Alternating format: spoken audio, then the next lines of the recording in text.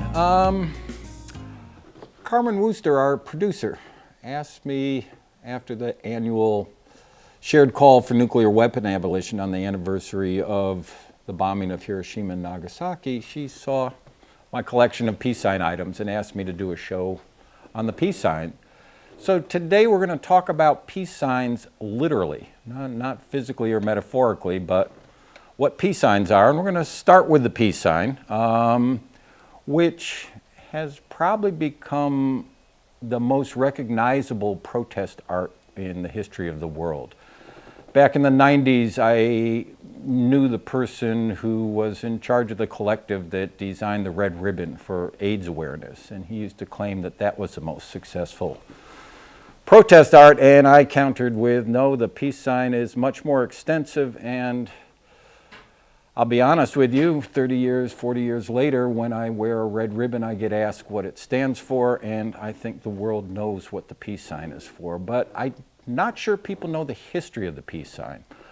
It was literally commissioned and designed by Gerald Holton for the Campaign for Nuclear Disarmament in 1958. Britain had just developed their first atomic bombs, nuclear weapons, and the peace activists in Britain, probably Bertrand Russell, was the best known of the people who founded the Campaign for Nuclear Disarmament, but they were determined to start trying to abolish nuclear weapons, seeing them as one of the most horrific things that had ever been introduced. And it kicked off with, peace sign. Peace sign is literally an amalgam of the semaphore, and that's the remote flag symbols, for N for nuclear and D for disarmament. N is you stand with your two flags with your hands down, and D is something like that. So you have N and D became the peace sign. The designer in interviews also said he was trying to evoke a Goya painting, the 3rd of May, 1808, which is better known as Peasant Before a Firing Squad, where a peasant actually has his hands up but is looking down, and it's a very evocative painting. And that was sort of where the peace sign came from. It was first premiered at the march that the Campaign for Nuclear Disarmament organized from Trafalgar Square to, I'm cheating, Aldermaston, England, where the atomic weapons research establishment was based. And that march really kicked off what became known as the Ban the Bomb movement, which within 7 years was the modern peace movement. That's really where it began.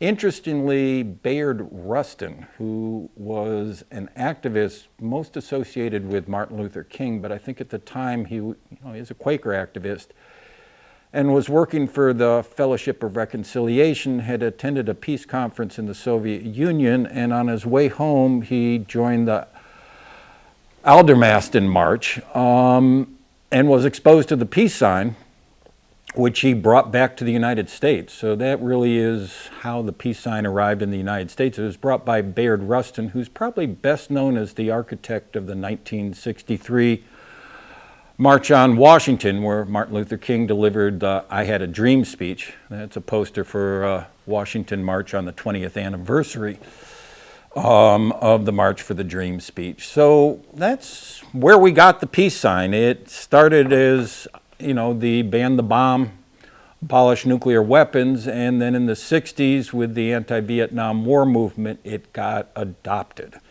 and became part of popular culture representing peace. There are, however, a number of other symbols for peace that are pretty well exposed. One is the rainbow flag. Let me see, the closest I have to that is somewhat modified, but This is the rainbow peace flag. It didn't have the peace sign on it. It was put together in Italy for a peace march from Perugia to Assisi, organized by Aldo Capitini in Italy in 1961.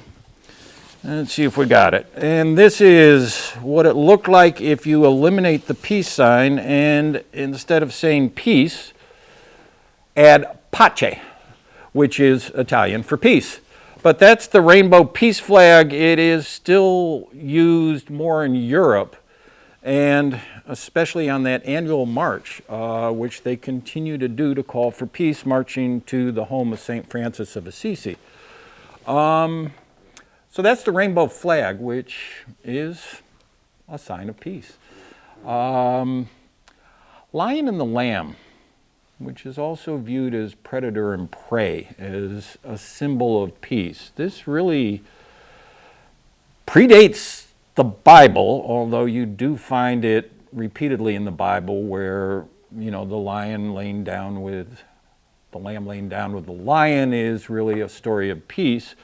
But it was first seen on an early Greek coin, the Croceid, which had a roaring lion and a bull, which was the predator and the prey, and represented sort of it was the reuniting after the Trojan War, and really has carried up to today, where you often see images of predators and prey laying together, and is a representation and a call for peace. Moving along, the dove and the olive branch as symbols for peace. Again, this goes back to a biblical history where you find in the New Testament the dove, I think in Matthew it says, represents the Spirit of God descended on Jesus during his baptism, is where the dove really became the symbol. But also you have the dove carrying an olive branch in the story of the ark, representing the end of the great flood and the resurrection and beginning of human civilization. So the dove and the olive branch, let's see what we got. I think that's possibly the best representation up there, although the June 12th March for Peace and Justice, it was really focused on nuclear weapon abolition. In 1982, you can see uses the dove as well as a symbol for peace.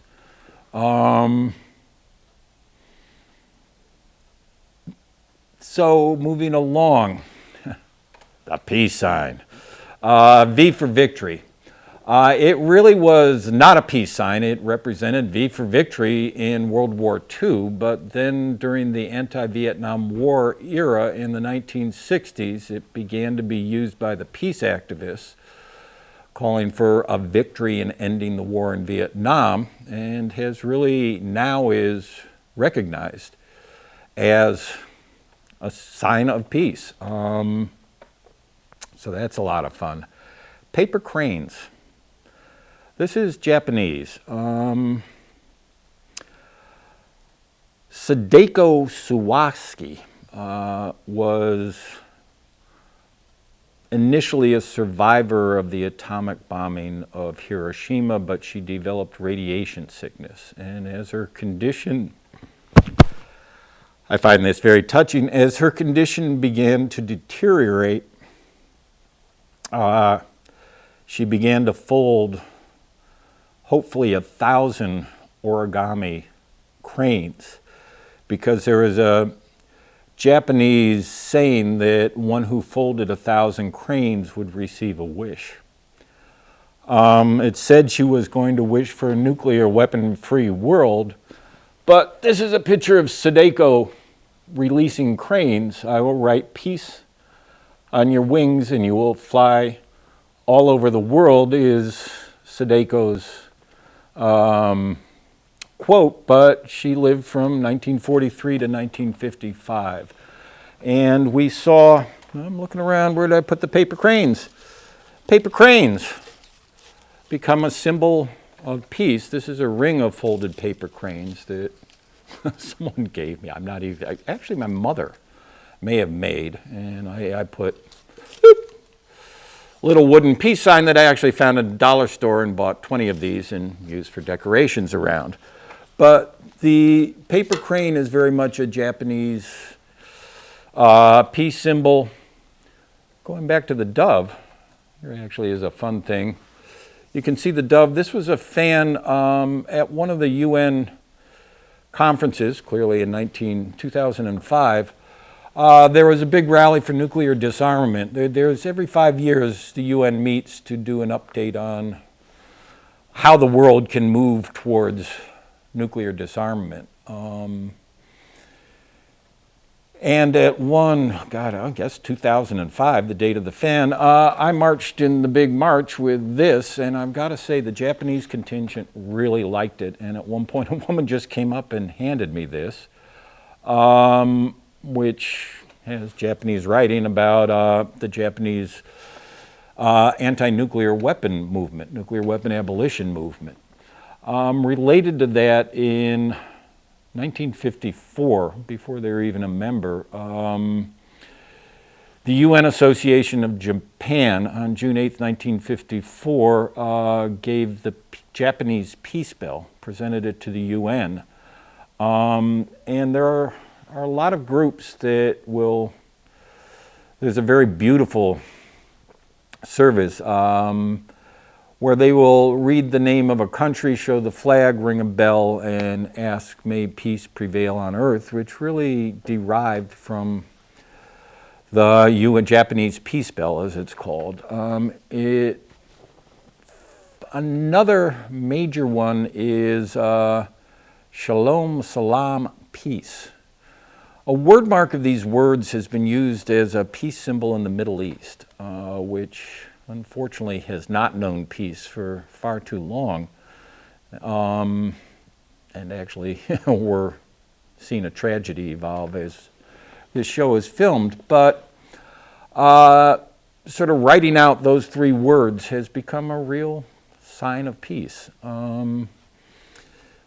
Finally, the Coexist bumper sticker. This was designed in the early 2000s, partially in response to the U.S. wars in Iraq and Afghanistan, and represent humans' needs to live together in peace. I brought in one design. There are a number of variations on this, and this is not my favorite, but it's the one I have in the best condition. Is this it?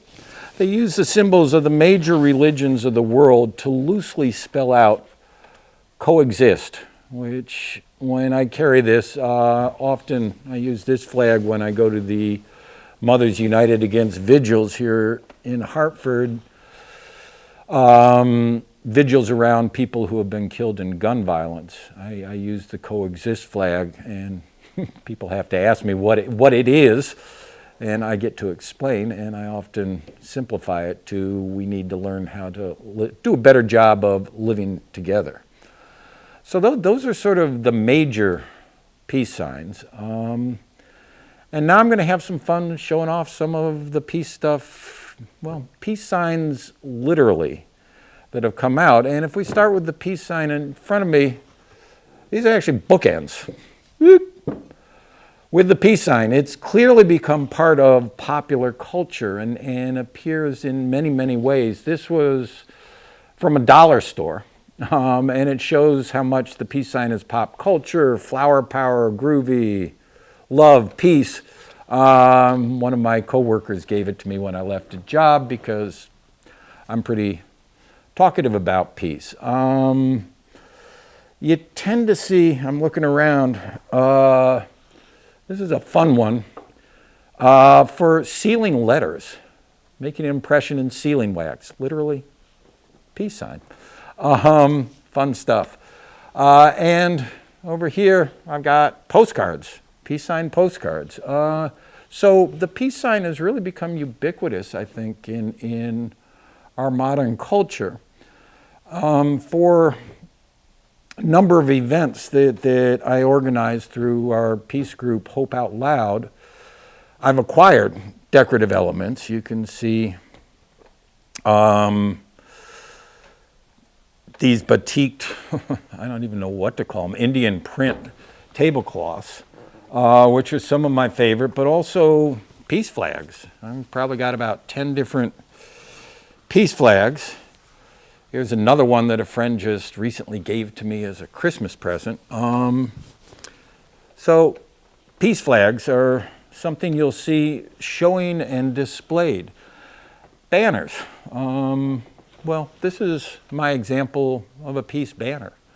Again, we got it designed for the annual Hiroshima-Nagasaki Remembrance and Shared Call for Nuclear Weapon Abolition that we hold every August 6th. I moved up to Hartford in 2001, and that summer attended my first event calling for nuclear weapon abolition on August 6th. And the, quote, old-timers of the peace movement at that time told me that we'd been doing this in Hartford for at least 30 years. So I can say we've been doing it for 50 years, but I think I mentioned, you know, my family lived in Hartford when I was very young, and I believe it was 1959, it was possibly 1960, there was a Ban the Bomb March here in Hartford that my parents took me on, and that was my first direct action. And I carried a peace sign, which is one reason I think I've always loved it, but I think really since then there has been an event calling for nuclear weapon abolition here in the Hartford area. If you're interested, please feel free to join us next August 6th. You can go to our website, hopeoutloud.org. That'll have information about it. So flags and banners, those are one way that we physically put up the peace sign. Posters, well, I only brought a few posters from political events from my collection because they're kind of hard to transport. That really isn't direct, well, jobs, peace, freedom. It's a broader definition of peace, but that poster over there, March for the Dream, was celebrating the 20th anniversary of Martin Luther King's I Had a Dream speech down in Washington, D.C., and I do like that poster. Again, I think I told you that poster over there was the March for Peace and Justice on June 12, 1982, where 1 million of us gathered in Central Park to call for an abolition of nuclear weapons.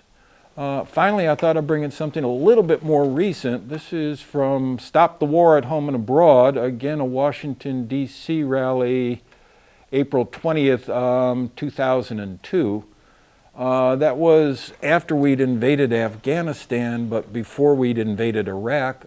Peace activists were really calling for an alternative to military intervention and really identifying that the reasons they were giving for considering an invasion of Iraq just plain weren't true, which subsequently has been established that in fact the reasons that our country gave to the world why we should invade Iraq really weren't true, and possibly I think President Biden recently stated it was one of the biggest mistakes of the 21st century to go into Iraq. In the sense that it stabilized the region. Interesting to note, I remember in the lead up to the invasion of Iraq in 2003, Amy Goodman on her radio TV show Democracy Now! Had the staff count the talking heads who were on television in the 10 days to the lead up to the Iraq invasion. And they counted, I'm a little bit off, but just by 1 or 2, I believe somewhere around 385 talking heads, and 10 of them were opposed to the invasion. And again, going back to there, we knew for a fact that the reasons that were being given by the administration for invading Iraq just weren't true. And we were advocating that. So posters really, there are a lot of them. And the basis of the organizing group I now work with, Hope Out Loud, really is, let me see if I can do the mission statement off the top of my head, utilizing the arts community's long-standing involvement in and support for the progressive social change movements, Hope Out Loud promotes a vision of peace that's achieved through nonviolent conflict resolution, social justice, economic equity, and sustainable environmental cohabitation. That's a way of saying that peace transcends, is not just the absence of war. Peace is a very active process. It requires real resources. Commensurate with the resources we commit to the military, which is staggering. $1 trillion a year in the United States, and that's easily matched and well over worldwide. You're talking about, $2.5 to $3 trillion a year devoted to military. Think what we could do with those resources if they were applied to, again, social justice, helping people have some kind of freedom. And social justice really encompasses housing security, economic security, food security, and then you move into economic equity. That really, in the last 30 years, we have seen the disparity between the uber rich, the super rich, and the middle class, much less the poor, continue to grow, whereas, again, I'm doing some stuff off the top of my head, but in the 1970s, I believe the difference between chief executive officer's pay and the average worker was about 35 times as much, 40 times as much. It's now over 1,000 times as much. I mean, it's just incredible how the spread of wealth, the hoarding of resources has accelerated in the last 30 years, but economic equity is absolutely essential for peace. And finally, we're living at a time where one of the biggest threats to our existence is simply environmental degradation. Up until now, we've had economic models based on expansion.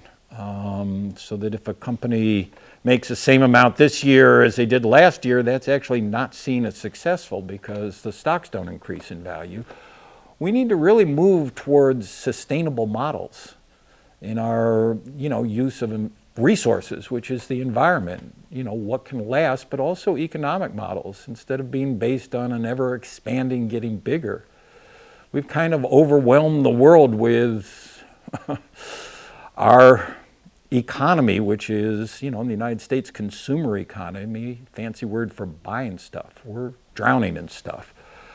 I think we produce 1 trillion tons of plastic a year. Again, I'm doing that off the top of my head, but again, that's environmental sustainability is essential to really achieve peace.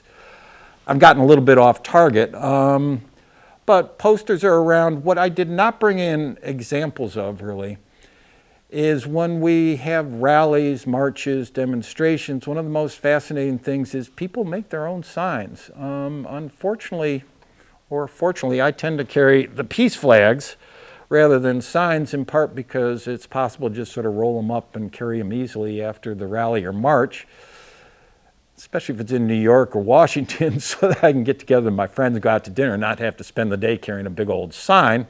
I've done that too. But I actually couldn't find any appropriate peace signs to bring, so I didn't bring them. Another sign is something we wear on our person. I think here you got a little peace sign lapel pin. I do love that, but more importantly are good old peace buttons. These really proliferated in the 60s, and I was active in the peace movement back then, so I pulled together some from my collection that I'd love to go over. One, peace signs. War is not the answer. Friends Committee on National Legislation, a Quaker lobbying group. Friends is another term for Quaker. The official name of Quakers is the Religious Society of Friends. They began to be called Quakers back in the 1600s because they were so passionate when they spoke about their beliefs that they shook. So much as Quakers are best known for silence, the reality is our nickname comes from our social activism. But in the 60s, you really began to see peace buttons emerge from the peace sign. Woo! The peace sign, got a lot of peace sign buttons, to one of my favorites, and this really does go back to the 60s. I don't know if people can see it, but Make Love, Not War. Here are little stickers. In 1967, my older brother, his friends, and they talked us in junior high school into chipping in. We opened up a head shop, coffee house, and it took the town close to 8 months before they found a way to close us down. But we sold peace buttons, and that became, little stickers like that. And that became the basis of my collection. Youth March for Peace, 1998 in New Haven, Connecticut. Events tended to have official buttons, the big events. So again, just peace sign with the doves. Work for Peace. Get ready, because there are a lot of peace buttons. This is one I'm wearing now because of the current situation in the world. There is no flag large enough to cover the shame of killing innocent people. Quote by Howard Zinn, an amazing historian with the red hand, showing we have blood on our hands. This I picked up right after the bombing of the World Trade Center in 2001. There's a real push by the peace movement to say we're Americans and we were affected by this as much as anyone else, but instead of a military response, we need to use this to find a way to reduce the level of violence in the world. And there was a wonderful rally 2 weeks after in Union Square where I picked up this button, which is the peace sign with the World Trade Center as the center. Steps Towards Peace, Saturday, June 11th, March for Peace. As is, I wish I kept the year. That looks like 2000, given the organizing group. We're in the 2000s. One of my favorites, very simple, Imagine Peace. V for Victory in front of the state capitol, in front of the Washington, D.C. Capitol. Hope Out Loud, that's our peace group, but that was Work for Peace, November 13th and 14th. Again, I wish they put the year on because these go back quite a bit, and without the year, you think you remember it, but 30 years later, it's a bit difficult to actually remember. Central America, Peace and Justice, Southern Africa, Spring Mobilization, Washington, D.C., 1987, April 25th through 27th. Peace button. On the back, which I can't separate, Bring the Troops Home Now. Build Vietnam Week, April 8th through 15th. 68, 69. It was a major rally down in Washington, D.C. That might have been the 1969 Death March where we carried signs with the names of all the Americans who'd been killed up until then and put them in coffins downtown. I did the miles-long walk. I was in high school. At night, starting at midnight, and dang, it was cold. Now, this is very relevant to Hope Out Loud. Art and activism cannot be separated. I can't emphasize how much the arts community have been part of progressive social change, and especially the peace movement, beyond saying the world's greatest protest art is probably the peace sign. An artist had to design that. Wage Peace. This is an obscure one from the 60s. I do love it. The Yellow Submarine Movement. Some wackadoo came up with the idea if we just required all military weapons to be painted yellow, war would become so ridiculous that people couldn't actually take it seriously and fight. And someone printed up yellow submarine buttons, which very few people really remember. Mobilization, End the War Now, April 15th, 1967. Again, this was when you were getting, 300 to 600,000 people arriving in Washington calling for an end to the Vietnam War, and they had the button. This is more recent, Veterans for Peace for Vieques. Vieques? That was a beautiful island off Puerto Rico that for 50 years the United States Navy used for target practice and shot tons of munitions destroying paradise, and we had 10, 15 years of a movement to try to get the Navy to stop bombing Vieques for no good reason. No justice, no peace. True peace is not merely the absence of tension. Again, this is around a specific, it's the presence of justice. Martin Luther King. Bring peace to Vietnam. Support the National Liberation Front with a picture of the North Vietnamese flag. Those were radical times.